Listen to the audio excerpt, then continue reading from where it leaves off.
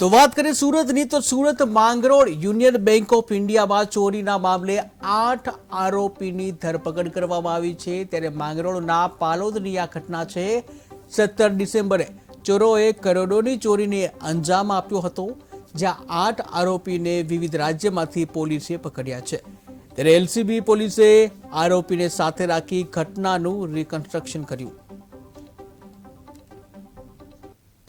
गुना register number 2187/24 ના કામે union bank of ઇન્ડિયામાંથી 16/17ની રાત્રે લોકર તોડીને ઘરેણાની અને રોકડ રૂપિયાની ચોરી થઈ, જે ગુનાના કામે 8 આરોપીને પકડવામાં આવેલ છે।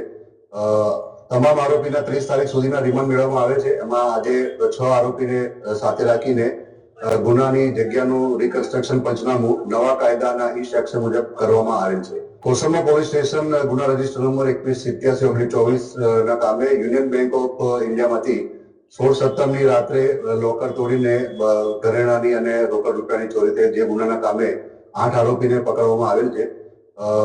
તમામ આરોપીના 30 તારીખ સુધીના રિમાન્ડ મેળવવામાં આવે છે। એમાં આજે 6 આરોપીને સાથે રાખીને ગુનાની જગ્યાનું રિકન્સ્ટ્રક્શન પંચનામું નવા કાયદાના ઈ સેક્શન મુજબ કરવામાં આવેલ છે। કોસંબા પોલીસ સ્ટેશન ગુના રજીસ્ટર નંબર 2187/24 ના કામે યુનિયન બેંક ઓફ